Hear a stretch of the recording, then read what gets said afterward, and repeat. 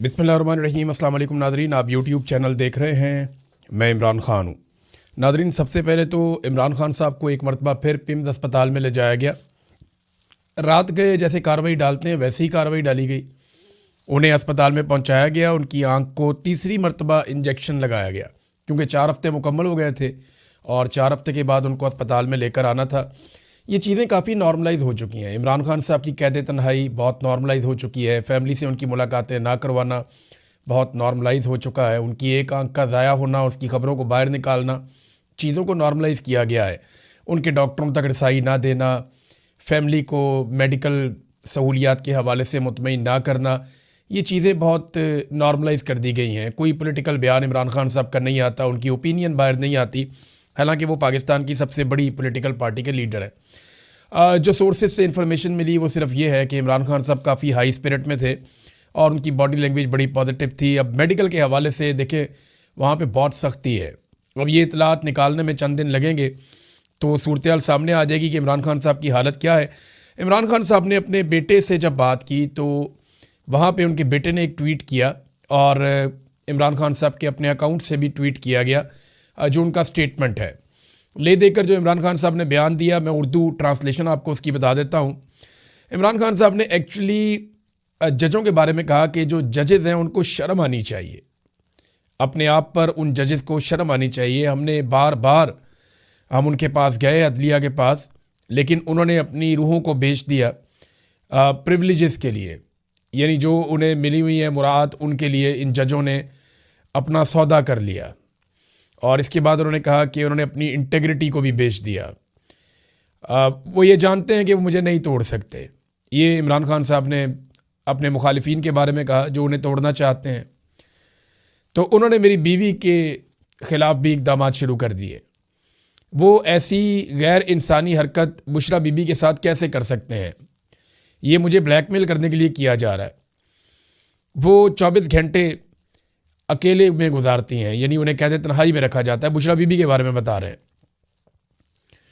और 30 मिनट के लिए हफ्ते में एक मरतबा उन्हें मुझसे मिलवाया जाता है और कभी ऐसा नहीं भी किया जाता। ये गैर इस्लामी है कि ख़वातीन को, बच्चों को और जो बुज़ुर्ग हैं उनको नुकसान पहुंचाया जाए या उनके साथ ऐसा किया जाए। और इनके जो मकासद हैं ना वो बड़े क्लियर हैं और जजेज़ इसके लिए ज़िम्मेदार हैं कि सोसाइटी के अंदर इंसाफ फराहम किया जाए। उन्हें शर्म आनी चाहिए अपने किरदार पे। ये इमरान खान साहब ने ख़ास तौर पे जजों के बारे में पैगाम दिया। फिर इमरान खान साहब की जानिब से अपनी कौम को ईद मुबारक का पैगाम भी था, ये खान साहब ने कहा है। लेकिन देखिए, हुकूमत ने और पाकिस्तान की मिलिट्री एस्टेब्लिशमेंट ने, या अगर सादा बोले तो आसिम मुनीर और उनके चंद लोगों ने, इन्होंने बड़ा नॉर्मलाइज़ किया इमरान खान साहब के साथ जुल्म को, जबर को, फस्तायत को। पाकिस्तान तरीके इंसाफ के साथ जो कुछ भी हो, इन चीज़ों को उन्होंने नॉर्मलाइज़ किया। यानी बलूचिस्तान के अंदर दहशतगर्द आते हैं, दंदनाते हैं और पाकिस्तान की सिक्योरिटी फोर्सेस बेबसी का इजहार करती हैं। ना इंटेलिजेंस इदारों को पता चलता है, ना किसी और को कानो कान खबर होती है। इतनी दहशतगर्दी पाकिस्तान में करवाई गई, इतनी दहशतगर्दी करवाई गई कि आलमी इंडेक्स के अंदर पाकिस्तान दुनिया का नंबर 1 मुल्क बन गया जहाँ पे सबसे ज़्यादा दहशतगर्दी हुई है। अब इतना बड़ा टाइटल लेने के बाद एक पॉलिटिकल पार्टी को रोकने पे पूरा जोर है। जो सिक्योरिटी इदारे बेबस हो जाते हैं दहशतगर्दों के सामने। अब सुहेल अफरीदी साहब ने पशीन में जलसा करने के लिए जाना है तो कोयटा पहुंचना उन्होंने, तो वहाँ पे कोयटा में और पशीन में धड़ाधड़ सिक्योरिटी फोर्सेस पागल हो गई हैं। छापे पे छापा, कार्रवाई पे कार्रवाई, सड़कें बंद, ब्लॉकेज लगाओ, इसको पकड़ो, उसके घर छापा। दहशतगर्दों के खिलाफ तो इनकी घिग्गी बंद हो जाती है। हालांकि मोहसिन नकवी कहता है कि एक SHO की मार है। तो पॉलिटिकल पार्टी के पीछे ये हाथ धो के पड़ जाते हैं और दहशतगर्दों के सामने इनका ऐसा लगता है कि बस ही नहीं चलता, इनका कोई जोर ही नहीं चलता। जोर तो इनका आवाम के ऊपर चलता है। अभी देखें, शहबाज शरीफ ने आकर कहा कि मैं पेट्रोलियम मसनूआत की कीमतें नहीं बढ़ाऊंगा। एक दिन के बाद हाई ऑक्टेन की जो कीमत है वो बढ़ा दी, मट्टी के तेल की कीमत बढ़ा दी। अब मट्टी का तेल तो आम आदमी इस्तेमाल करता ना, वो लोग जो लकड़ी के ऊपर मट्टी का तेल डालते हैं फिर उसे आग लगाते हैं, उनको इस्तेमाल करना होता है मट्टी का तेल। अब मट्टी के तेल से गाड़ियाँ तो नहीं चलती ना, वो गरीब आदमी का फ्यूल है। तो वो मट्टी का तेल महंगा कर दिया, 70 रुपये लीटर, मज़ीद महंगा कर दिया। पहले भी महंगा किया था इन्होंने। हाई ऑक्टेन को महंगा कर दिया ये सोच कर के हाई ऑक्टेन जो है वो अमीर लोग इस्तेमाल करते हैं, बड़ा आला किस्म का फ्यूल जो है। तो इसके ऊपर लेवी थी 100 रुपये, उसको बढ़ा के 300 रुपये कर दिया गया, 200 रुपये का इजाफा कर दिया हाई ऑक्टेन पेट्रोल के ऊपर। और अभी भी याद रखिएगा ये 550 रुपये के करीब हो गया हाई ऑक्टेन का 1 लीटर। अब ये हालांकि ये डालते अमीर लोग ही हैं, इसका नतीजा क्या निकलेगा? वो जो शशका करते थे अपनी गाड़ियों में हाई ऑक्टेन डालते थे, वो हाई ऑक्टेन डालना बंद कर देंगे, 70-75% लोग डालना बंद कर देंगे। तो जब वो बिकेगा ही नहीं तो उसमें से ये कमाएंगे क्या? तो वो कहते हैं गंजी नहाएगी क्या, नचोड़ेगी क्या? तो ये वही मामला है इनका। जब वो बिकना ही नहीं है तो उसमें से इन्होंने कमाना क्या है? जितना महंगा इन्होंने कर दिया, लोग दूसरा वाला डालेंगे या मिक्स करके डालेंगे, जैसा कि नॉर्मली लोग करते हैं पाकिस्तान में, पहले भी बचत करते हैं। है वैसे फ्यूल वो अमीर आदमी का है, लेकिन इतना जब आप बढ़ा देंगे ना तो वो भी दूसरे फ्यूल पे आ जाएगा। और अभी आप देखिएगा ये दूसरे फ्यूल की कीमत भी बढ़ाएंगे। ये इतने अच्छे नहीं हैं कि ये कौम का एहसास करें। जब इन्हें पता चलेगा कि इससे भी पैसा नहीं बन रहा तो ये एक और तरीके से पैसा बनाएंगे। हालात पाकिस्तान के ये हैं कि इस ईद पे जो ख़रीदारी हुई है, मैं कराची की बात कर रहा हूँ जहाँ सबसे ज़्यादा ख़रीदारी होती है ईद के मौके पर, वहाँ पे चेयरमैन ऑल कराची ताजर इत्तेहाद जो है, उनके चेयरमैन अतीक मीर, उन्होंने स्टेटमेंट जारी किया, जनाब पिछले साल की निस्बत मज़ीद 40% कम हो गई ख़रीदारी। पाकिस्तानियों की कुव्वत ख़रीद ही ख़त्म कर दी पाकिस्तान की एस्टेब्लिशमेंट ने अपने इन मुलाजमों के साथ मिलकर। आसिम मुनीर साहब ने अपने मुसल्लत किए हुए टोले के साथ मिलकर पाकिस्तानियों की कुव्वत ख़रीद ही ख़त्म कर दी। हालांकि जब ये आर्मी चीफ बने थे तो उसके बाद इन्होंने दावा किया था 1 साल में मईशत को ठीक कर देंगे। इनका काम नहीं था, ये दावा करना नहीं चाहिए था, लेकिन दावा किया था। आज 4था साल हो गया इनको, मईशत का सवा सत्यानाश हो गया। सरमायाकारी पाकिस्तान में करने को कोई तैयार नहीं है, लगातार नीचे की तरफ जा रही है। गुर्बत की लकीर से नीचे लोगों की तादाद बढ़ती चली जा रही है। आधा पाकिस्तान गरीब कर दिया, लोग बेरोजगार हो रहे हैं, महंगाई लगातार बढ़ती चली जा रही है, लोगों की कुव्वत खरीद कम हो रही है, लोग चीज़ें ही नहीं खरीद पा रहे। ये इन्होंने हालात कर दिए हैं। अच्छा, अब ना टाउट्स और कुछ जो दिहाड़ीदार तबका है वो अजीबोगरीब किस्म के स्टेटमेंट्स दे रहे हैं। वो कह रहे हैं जी क्योंकि गल्फ ममालिक में पाकिस्तानी काम करते हैं, तो क्योंकि बड़ी तादाद में पाकिस्तानी यहाँ पे गल्फ ममालिक में मौजूद हैं, लिहाजा हमें उनकी बात माननी पड़ेगी, हमें उनके साथ खड़ा होना पड़ेगा, हमें उनके साथ जंग में हिस्सा लेना पड़ेगा। अगर हम ये नहीं करेंगे ना तो हमारे लिए बड़ी मुश्किलात हो जाएंगी, वो पाकिस्तानियों को वापस पाकिस्तान भेज देंगे। खाला जी का वाड़ा है। क्या सिर्फ पाकिस्तानी काम करते हैं गल्फ ममालिक में? मैं बताता हूँ ये कौन सा झूठ है जो आपसे बोल रहे हैं और कौन सी बात है जो आपसे छुपा रहे हैं, और डेटा के साथ बताऊँगा।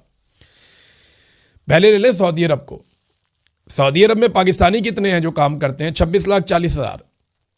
26,40,000 पाकिस्तानी सऊदी अरब में काम करते हैं। बांग्लादेशी कितने हैं? 35 लाख। पाकिस्तानियों से भी 9 लाख ज़्यादा।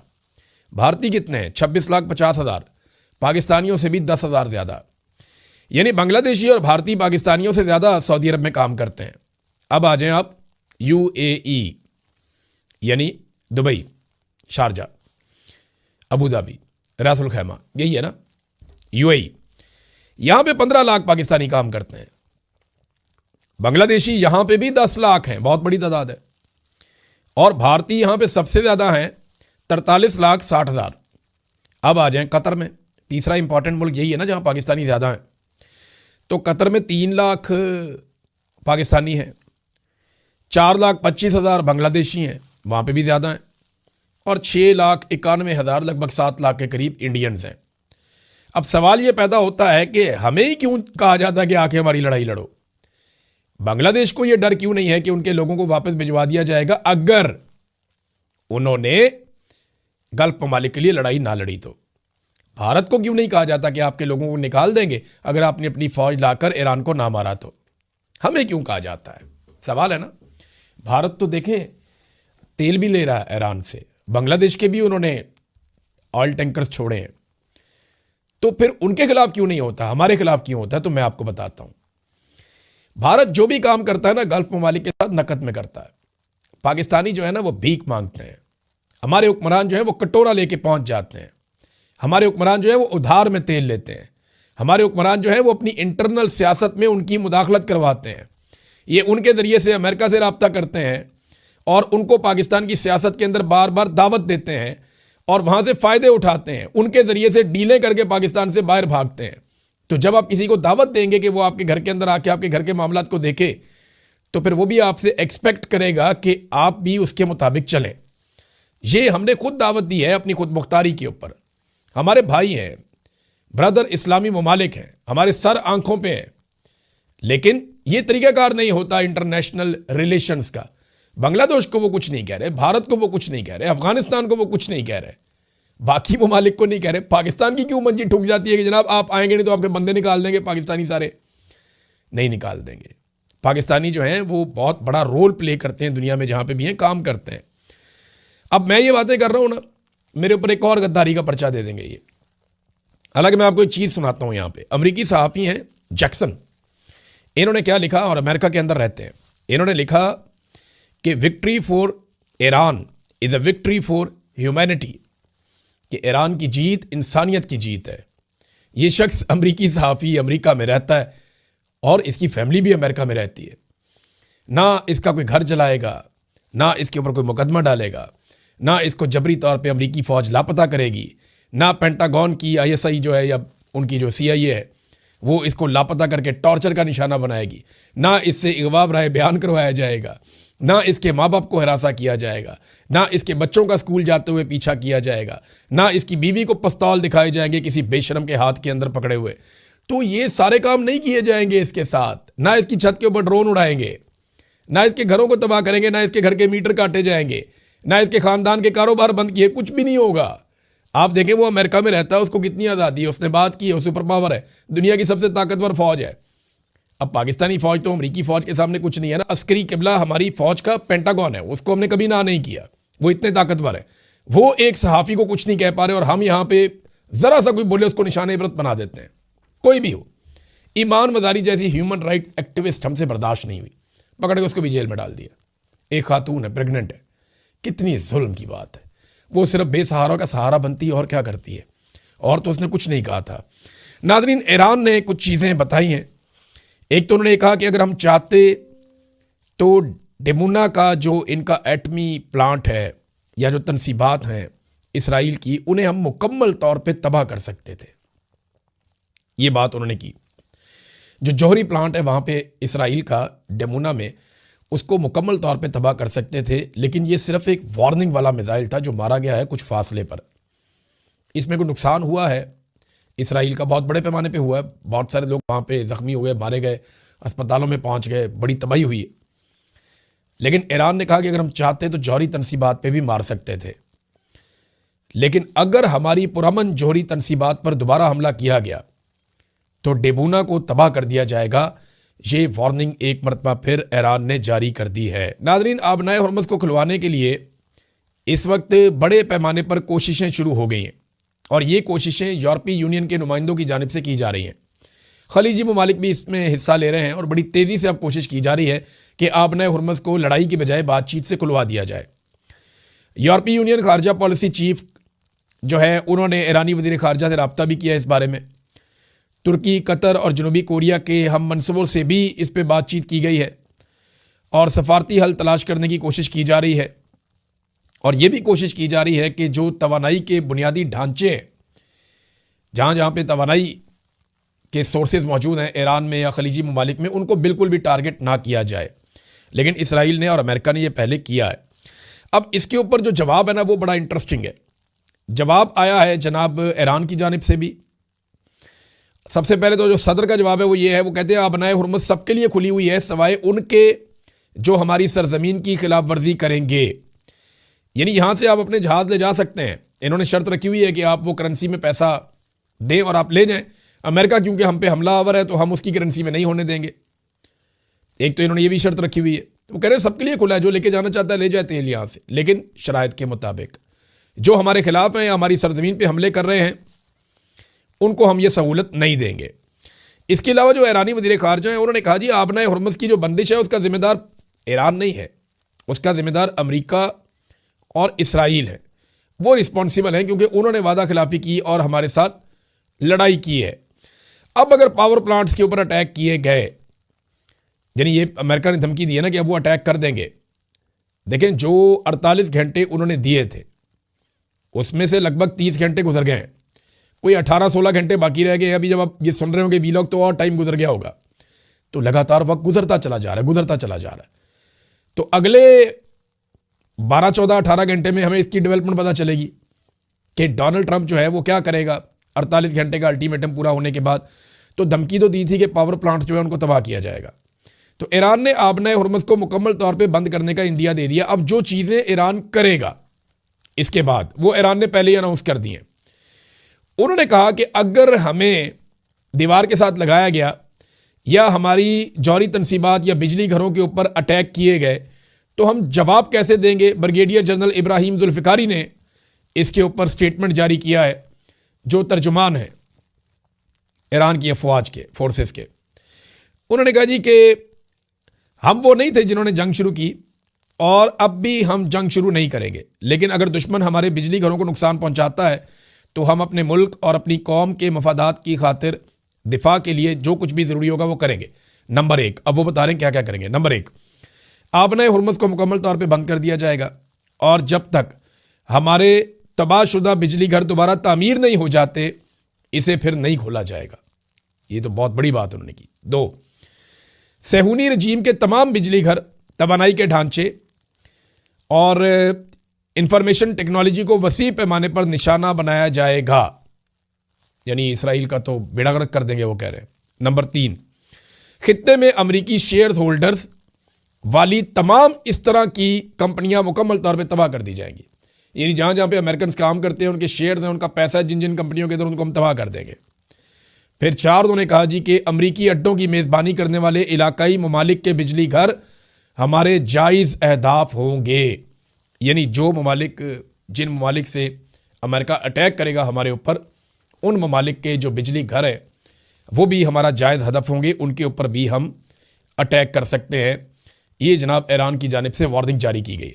एक ना बड़ी इंपॉर्टेंट चीज़ है, इस वार्निंग के बाद कुछ नक्शे और तस्वीर सामने आ रही हैं, लेकिन ये तस्वीर और नक्शे मैं आपको दिखाऊं इससे पहले मैं आपको बताता हूं कि ये जो खलीजी ममालिक है ना, यहाँ पे पूरी दुनिया में पानी की सबसे ज़्यादा किल्लत है। अफ्रीका में भी पानी मौजूद है, यूरोप में भी पानी मौजूद है, अमेरिका में हर बड़े आज़म पे पानी है, लेकिन यहाँ पे बड़ी किल्लत है। बहुत बड़े बड़े सहरा हैं, बहुत कम बारिश होती है, तकरीबन ना होने के बराबर दरिया हैं यहाँ पे। तो इन ममालिक के पास कुदरती मीठे पानी के वसाइल इंतहाई महदूद हैं। तो यहाँ पे क्या किया गया है, डीसैलिनेशन प्लांट्स लगाए गए हैं जिसमें समुद्री पानी को लाखों अफराद के लिए पीने के काबिल बनाया जाता है। ये सऊदी अरब में 70% पीने का पानी जो है वो इसी तरह हासिल किया जाता है। ओमान में, कुवैत में, यूएई में, इन सारी जगहों के ऊपर समंदर के पानी को डीसैलिनेशन प्लांट्स के ज़रिए से करामत बनाया जाता है। अब इनको तबाह किया जा सकता है और इनको नुकसान पहुंचाया जा सकता है ईरान की जानिब से। ये है जनाब बड़ी खबर। अब ये हैकिंग ग्रुप हंसला ने इस खित्ते में इसराइल के पानी और बिजली के इंफ्रास्ट्रक्चर के तमाम नक्शे शाया कर दिए हैं।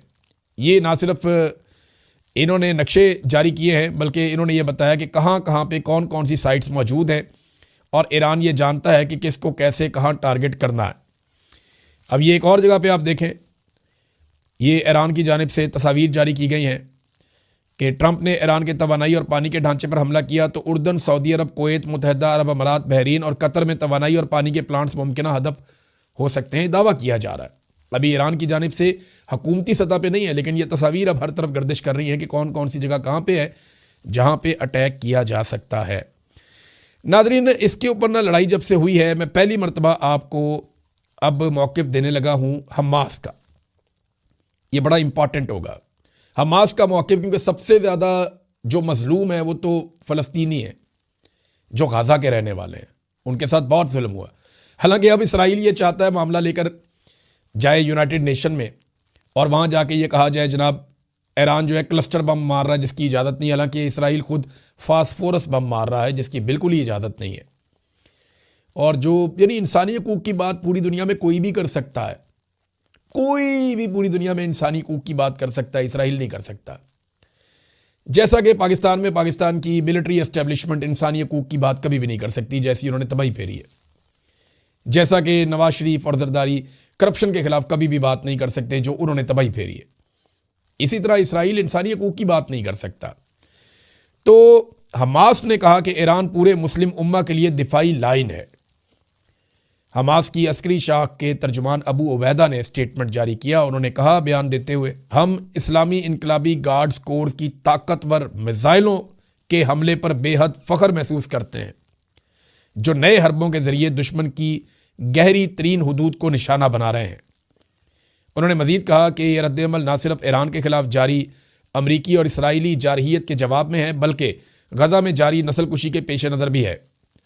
अबू उबैदा ने कहा कि यह नाजी सहूनी दुश्मन सिर्फ ताकत की ज़ुबान ही समझता है और हर वार का दोहरा जवाब देना और इसे भारी कीमत चुकाना ही वो तरीका है जिससे इसकी जारहियत को रोकना मुमकिन हो सकता है। तो ये पहला एक स्टेटमेंट है जो एक हमास की जानिब से आया और इस स्टेटमेंट का बड़ा चर्चा हो रहा है पूरी दुनिया के अंदर। जनाब हमास तो कह रहा है कि ईरान ठीक कर रहा है और वो ईरान को सपोर्ट करते हैं, ये जो कुछ भी ईरान ने किया इस हवाले से। नादरीन, हौसी बागियों ने भी एक ऐलान किया।